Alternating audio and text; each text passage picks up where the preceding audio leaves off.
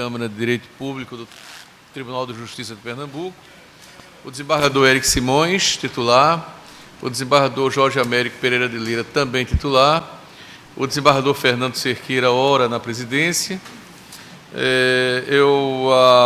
Havendo quórum, então, portanto, estando presentes todos, o Ministério Público está representado pelo Procurador de Justiça, Dr. Salles de Albuquerque. Estando, pois, presentes, dou por instalados os trabalhos da sessão ordinária nesta data e submeto a Vossas Excelências a ata da última sessão realizada no dia 8 de abril de 2014. Se houver alguma objeção, peço que se manifeste. Se não havendo manifestação, dou por aprovada a ata e devolvo assinada à Secretaria. Senhores desembargadores, nós estamos recebendo a presença do desembargador Luiz Carlos de Barros Figueiredo, que tem dois feitos fora de pauta, um deles com o desembargador Eric Simões, o outro com o desembargador Antenor Cardoso. Na pauta, nós temos um feito que é o de número 4, o agravo de instrumento número 4 da pauta. Esse feito, segundo a informação que estamos recebendo aqui da Secretaria, que é da relatoria do desembargador Jorge Américo, ele foi proferido uma terminativa e, portanto, ele entrou em pauta por um equívoco. Na verdade, o feito está na Secretaria. Portanto, como o número 2, que está adiado, não vai ter condição, porque o meu voto de vista não ficou pronto. Eu discuti a semana passada com o meu assessor esse processo, dei todas as diretrizes para ele elaborar o voto, mas eu mandei buscar agora e ele não está pronto ainda.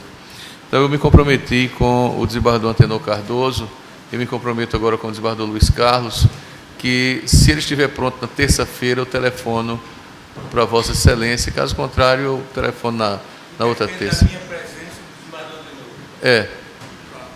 Que é o número 2. Não sei se Vossa Excelência está ouvindo. Eu acho que é o único processo que nós estamos vinculados, é esse mesmo. Qual é o número dele na pauta? 2. É o 2.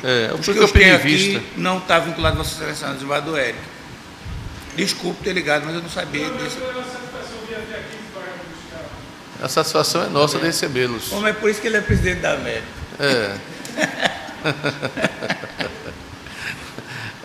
Então, na verdade, só temos dois feitos em pauta. Um, que é adiado com pedido de vista do desembargador Eric Simões.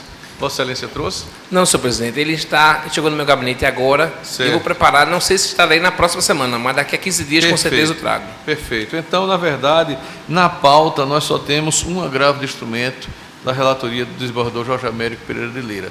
Tem dois fora de pauta. Então, o desembargador Luiz Carlos Barros Figueiredo tem dois fora de pauta. Passo a palavra à Sua Excelência na composição do primeiro. Em ambos não funciona o desembargador Jorge Américo. Então, Vossa Excelência, eu e o desembargador Eric. Então, Vossa Excelência tem a palavra. Eu chamo o embargo de declaração número 206, 29203, o embargante é FUNAP e o embargado é Rosângela de Praga Rodrigues Araújo. A matéria de respeito à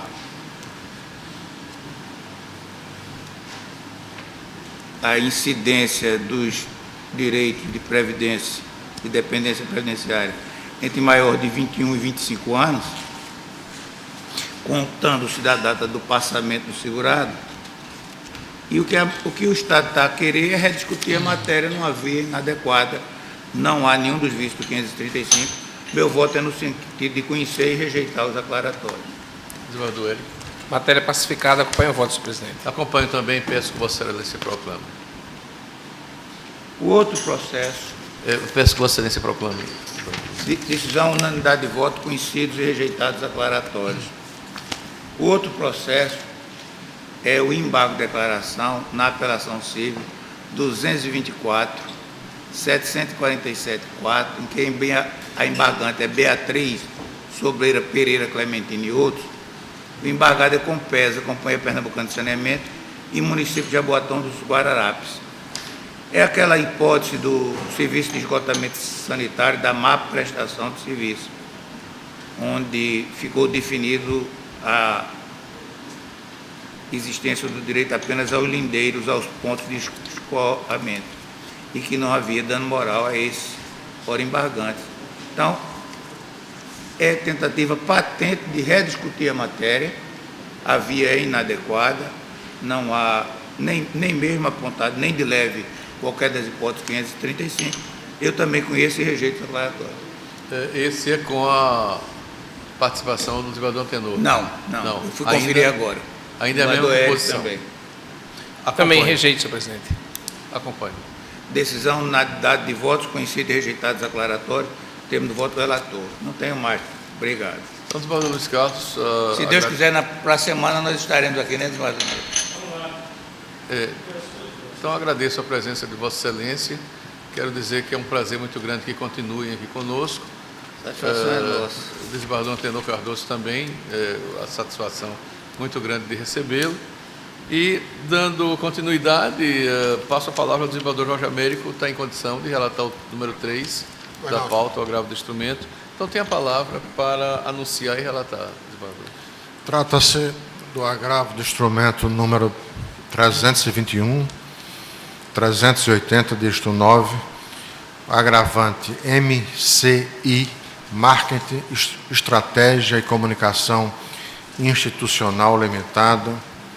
A advogada é a doutora Daniela Silva Coelho. O agravado é o município do Recife.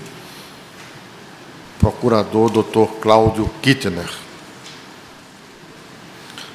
Vou procurar fazer uma síntese do relatório e do voto. A execução fiscal foi endereçada contra a hora agravante e a agravante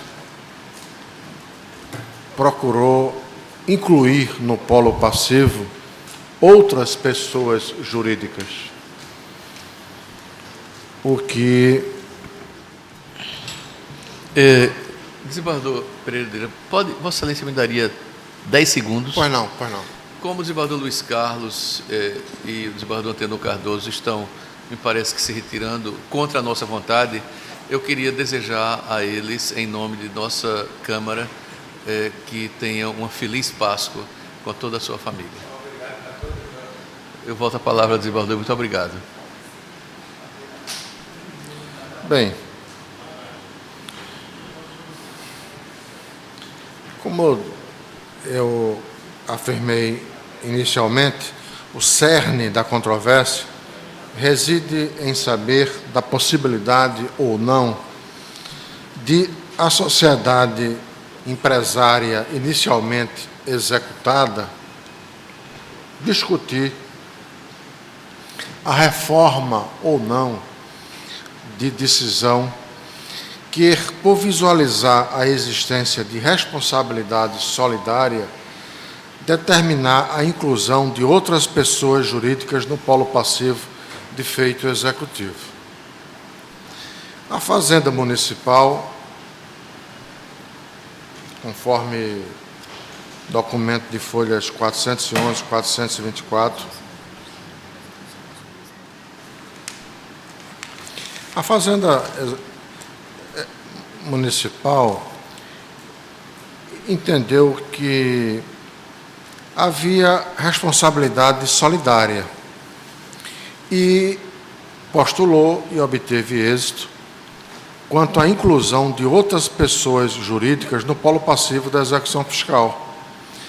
A sociedade empresária ora agravante, via o presente agravo do instrumento, veio a juízo postulando atacar a decisão judicial que incluiu no polo passivo outras pessoas jurídicas. Então, em síntese, essa é a querela, não é? Ora, em consonância com o disposto no artigo 6º do Código de Processo Civil, salvo expressa autorização legal, ninguém poderá pleitear em nome próprio direito alheio. Especificamente em relação aos recursos, estabelece o artigo 499 do mesmo diploma legal. O recurso pode ser interposto pela parte vencida, pelo terceiro prejudicado e pelo Ministério Público. Em caso, conforme relatado, pretende a empresa MCI Marketing, Estratégia e Comunicação Institucional Limitada, por meio da reforma da decisão de primeiro grau, evitar a inclusão de duas outras sociedades, quais sejam a MCI Propaganda Limitada e a Black Ninja Comunicação Limitada. Ocorre que tais sociedades, por possuírem personalidades jurídicas próprias, não se confundem com a hora recorrente. Então, a hora recorrente não tem legitimidade para vir a juízo postular a exclusão da lei de duas outras pessoas jurídicas que têm personalidade jurídica própria, autônoma, distinta da personalidade jurídica da agravante. Ou seja, não pode a agravante estar em juízo postulando em nome próprio direito alheio. No resumo que eu distribuí com os senhores, eu sintetizo esse meu ponto de vista dizendo que inexiste interesse recursal reclamado pelo artigo 499 do CPC de a sociedade inicialmente executada postular a reforma de decisão que, ao reconhecer a hipótese de responsabilidade solidária, inclui pessoas jurídicas distintas no polo passivo da execução fiscal. Eu reproduzo várias decisões do STJ nesse sentido e concluo pelo não conhecimento do recurso de agravo de instrumento à vista da ausência de legitimidade e interesse recursal da hora agravante. Em discussão, o voto do eminente relator. Acompanho, senhor. Também acompanho, peço que proclame, desembargador. Decisão. A unanimidade, não se conheceu do recurso de agravo de instrumento nos termos do voto do relator. Senhores desembargadores, não há mais feito relacionado na pauta. Então, vamos agora apreciar os feitos fora de pauta e, de antemão, eu já... O número 4 da lista... o número 4, segundo as informações que eu recebi, o desembargador Jorge Américo, Vossa Excelência deu uma terminativa e ele foi incluído equivocadamente. Não. Aqui, então, aí eu pedi autorização para retirar da pauta. Não. Não? Informação... Está aqui a guia para a diretoria civil. Então, vamos deixar... Do gabinete, no Tem. dia 15... Tem.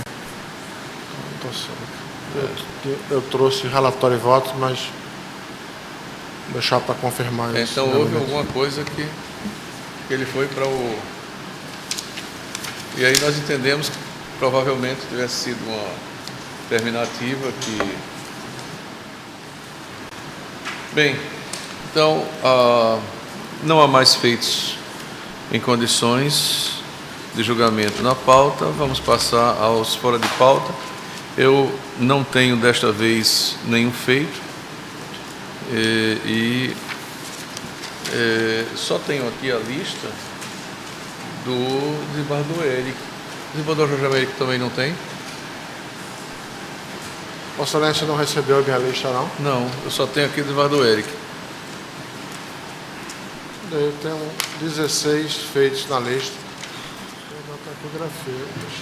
Desembargador Eric, no número 2 da sua lista. Deixa eu ligar para o meu gabinete de fora de pauta. Vossa Excelência traz uma situação interessantíssima.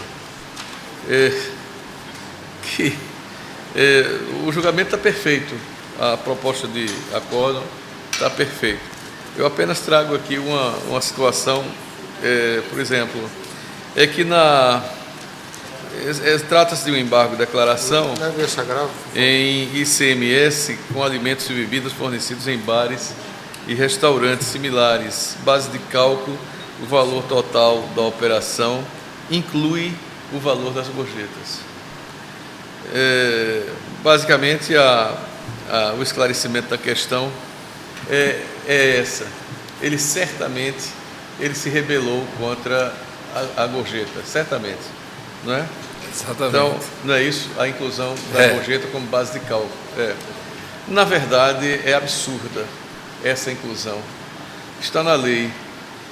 É absolutamente absurda, porque gorjeta é remuneração de serviço. Exatamente. É absurda, mas não é somente esse absurdo que existe na legislação tributária, tem alguns outros. Mas esse realmente salta aos olhos. Mas é o que a lei diz. A gorjeta integra a base de cálculo se ela constar da nota. É por isso que em vários estabelecimentos, restaurantes, etc., eles pedem para dar a gorjeta por fora, como é certo, como realmente deveria ocorrer. Deveria ser. Apenas não é o nosso costume. E justamente para quem presta o serviço, né? Exatamente. Que nem E aí, sempre pagando. Exato. E aí a argumentação da Fazenda é de que muitos estabelecimentos têm a gorjeta também como parte do próprio faturamento do restaurante. Ele não distribui. Outros distribuem, mas a maior parte não distribui. Então, aí vem a legislação tributária e diz: opa, então quero, já que existe essa ilegalidade, eu também quero um pedaço. Na verdade, o arcabouço de argumentação basicamente é essa, mas é evidente que em disposição teórica os argumentos não são esses, não é? Mas na prática é exatamente isso que acontece. Aí, certamente, pelo que nós podemos depreender aqui, a questão foi bem decidida e existe realmente na legislação a inclusão do valor das gorjetas na base de cálculo do ICMS. É absurdo? É um tremendo absurdo, não é? É um tremendo absurdo, mas isso de alguma forma força até mesmo o estabelecimento a separar as coisas e a gorjeta vir diretamente para o serviço prestado, como deve ser. Exatamente. Como deve ser, né? A gorjeta tem um estabelecimento é uma mera sugestão de 10%, pode ser mais, Claro, ou menos. né? Pode ser menos, Pode até né? nem ser dado, né? Mas não é obrigatório, né? Mas se integrar o valor da nota, incide na base de cálculo do cálculo do imposto. Aí é isso. Aí me chamou muita atenção esse aqui quando eu vi, aí resolvi comentar. Enquanto o desembargador Jorge Américo estava consultando o telefone no gabinete dele. Tem condição, desembargador Jorge, de trazer? Eu mandei buscar e nós poderemos fazer depois de votar a lista do Eu desembargador posso emprestar a Érico. minha, que eu já Não. tive a oportunidade de ler, inclusive e adianto que concordo com todas as propostas de Depois acordo de- de Vossa Excelência. Depois de fazermos o julgamento da lista do desembargador Érico, nós poderemos fazer um pequeno intervalo, que é o tempo que chega. Perfeito. Mandei buscar a lista. Aliás, já está aqui, não? Ó. Não, essa é a do desembargador Érico. Mas eu já é? tive a oportunidade de ler e concordo na íntegra com todas as propostas de acordo. Bem, aí Vossa Excelência só me daria 5 minutos. Né? Só me daria 5 minutos aqui. Eu estou terminando a do desembargador Eric. É um extra pauta a mais. A mais, né? Desembargador Eric, eu concordo com todas as propostas de acórdão de Vossa Excelência. Não sei se o desembargador Pereira de Lira também. Não, eu tenho apenas... Eu gostaria de comentar somente o número 2, mas vou ouvir o desembargador Jorge Américo. Só um pedido de esclarecimento apenas. O número 7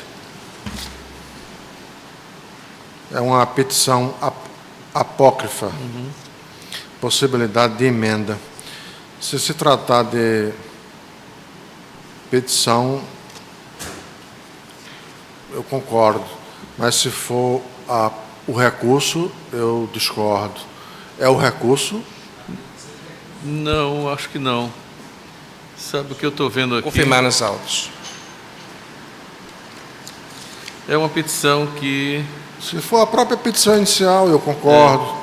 Agora, o recurso não. O recurso é um ato inexistente, conforme a orientação do... O que deve ter ocorrido aqui é o seguinte.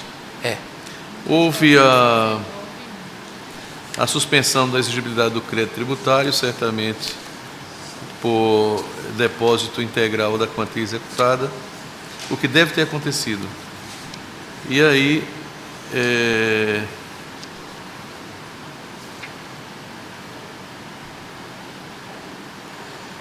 o agravado deve ter entrado com uma petição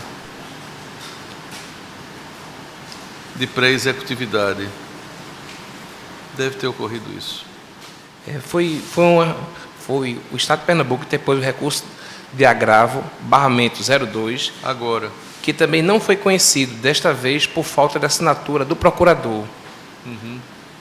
Novamente interposto o barramento 03, desprovido. O Estado de Pernambuco interpôs recurso especial, o STJ proferiu decisão dando provimento ao recurso para determinar a reabertura de prazo para suprimento da falta de assinatura e petição apresentada nessa instância ordinária. É matéria precusa, né? Então, o STJ determinou a abertura de prazo que foi suprido. Certo. Matéria precusa nos autos por força da decisão do STJ. Exato. Então, eu estou de acordo. Era apenas esse pedido de esclarecimento, de acordo com todos os demais. Como eu havia dito anteriormente, eu também concordo com todas as propostas de acordo do desembargador Jorge Américo. Eu posso anunciar, senhor presidente, os meus julgados? pode. Eu ia fazer somente um comentário. Pois não. Sobre o número 4, nada que venha a ter qualquer influência na proposta de acórdão, porque concordo com ela de forma técnica. Apenas manifestar a Vossas Excelências que, apesar de, claro, ter conhecimento sobre o julgamento com repercussão geral do Supremo Tribunal Federal em relação às alíquotas progressivas do imposto de transmissão causa-mortes.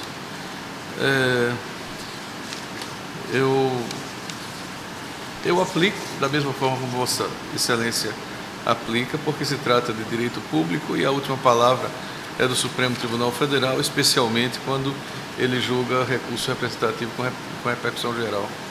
Agora, me fere profundamente a questão da alíquota progressiva do imposto de transmissão, porque não há como, não há argumentação que traga uma diferenciação, mesmo no tocante à questão do parentesco. Mesmo assim, em qualquer situação, não há. Por inúmeras vezes eu me debrucei sobre essa questão, indeferia, entendia que a lei estadual afrontava a constitucionalidade, os princípios constitucionais, e finalmente foi assim julgada. Agora veio o Supremo Tribunal Federal dar um entendimento diferente. Mas como a lei já havia sido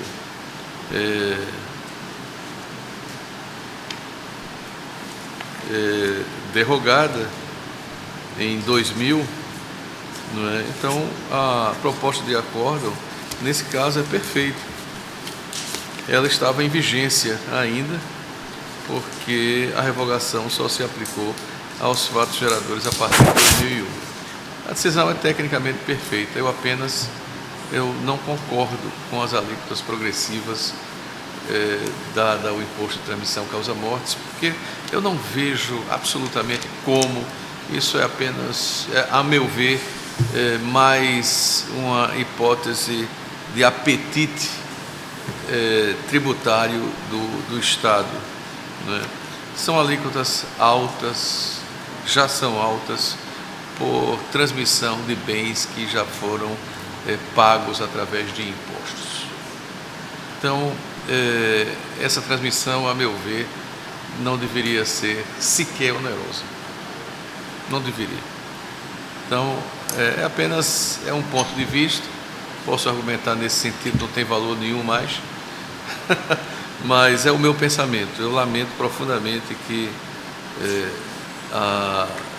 haja a incidência progressiva das alíquotas no imposto de transmissão causa-mortes. No resto, concordo inteiramente, inclusive nessa proposta de acordo, e peço a Vossa Excelência que proclame. Decisão, por unanimidade, todos os votos trazidos na lista do desembargador Érico foram aprovados por unanimidade nos termos do voto do relator. Agradeço, senhor presidente. Então, o desembargador Pereira de Lira. Desembargador Jorge Américo, concordo com todas as suas propostas, exceto a número 3 e número 7. Já anotei dos agravos. aqui, serão por maioria. O 3, por maioria, não é? 3 e 7 dos 3 e agravos. 7. Número 1 e número 2 dos embargos, eu não vou questionar, porque são embargos, são apenas esclarecimento, eu não vou questionar. Mas a número 3 e a número 7, eu gostaria de pedir a Vossa Excelência que fizesse por maioria. O resto, concordo com todos. Então, eu faço essa Peço que ressalva para a taquigrafia e para a secretaria. Os feitos fora de pauta da minha relatoria. Os agravos, o feito sob o número 003, maioria, e o feito sob o número 007, igualmente, maioria. Vencido o desembargador Fernando Cerqueira. Todos os demais foram julgados de acordo com o voto do relator sintetizado na respectiva lista. Devolvo a palavra a Vossa Excelência, senhor presidente. Tem mais um, não é? Sim, tem mais um fora de pauta. O agravo legal, embargo de declaração na apelação. Não deu tempo para incluir na lista. Acredito que Vossa Excelência também é uma variação da gratificação de policiamento ostensivo, do Corpo de Bombeiros, gratificação de defesa civil. Então, faço a retificação, que é por maioria. Também. Por maioria, vencido o desembargador Fernando Cerqueira Norberto.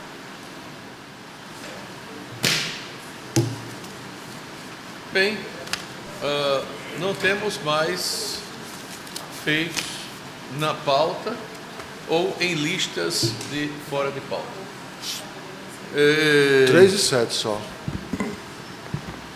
E esse aqui foi também fora de pauta. Portanto, vai voltar. Eu gostaria de dizer aos senhores que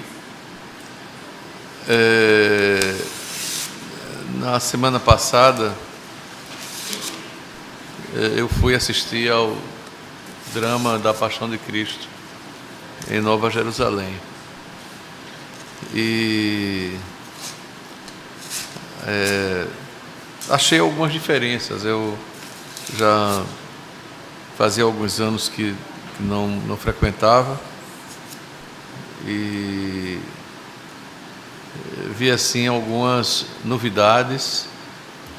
Tem na parte final foram suprimidas algumas cenas, mas de uma forma geral a peça foi bem apresentada e muito bonita.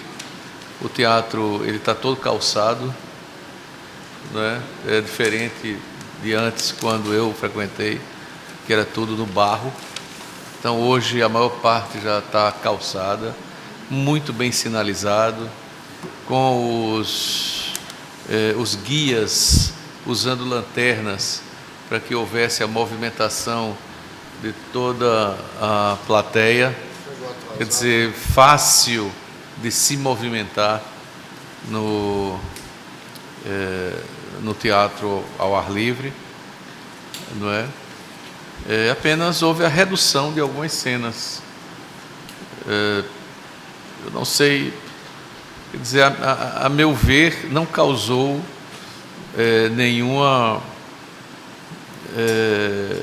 nenhum decréscimo de qualidade na apresentação da peça. Apenas houve isso, eu notei que algumas cenas eles foram suprimidas. Talvez a direção tenha entendido que aquelas cenas fossem desnecessárias, havia cenas demais. O que eu vi realmente foi muito bom e muito bonito. O serviço de som também está perfeito, está muito bom. A demarcação dos estacionamentos também muito confortável do lado de fora. Tem uma estrutura de bares e restaurantes também por tendas, mas muito boa. E eu recomendo, se os senhores tiverem oportunidade de ir à Fazenda Nova, recomendo. Está diferente, eu diria que está mais organizado, está melhor. A única coisa que eu realmente percebi é que houve a supressão de algumas cenas, só isso. Mas, a meu ver, como eu disse, não atingiu a qualidade do espetáculo, não. E achei muito organizado, realmente muito bom. Fazia alguns anos que não ia, né? Bom, aproveito, não havendo mais feitos fora de pauta, aproveito a oportunidade para estender a todos os meus colegas de bancada, ao representante do Ministério Público, Dr. Salles de Albuquerque, ao senhor secretário, aos senhores auxiliares do Serviço Judiciário, a nossa taquígrafa, né, os votos, os melhores votos de uma boa Páscoa e família, né, que aproveitem esses dias, né, para fazerem meditação e se voltarem realmente para o momento sacro que ele representa. Agradeço a TV da Associação dos Magistrados de Pernambuco, a MEP, que através de Fernando realiza esse trabalho de divulgação das sessões de algumas câmaras do Tribunal de Justiça do Estado de Pernambuco, entre elas a primeira, porque foi também a primeira, não é? E isso é muito bom para todos nós, porque mostra a todos como é realizado o nosso trabalho. Senhores, uma feliz Páscoa, a sessão está encerrada.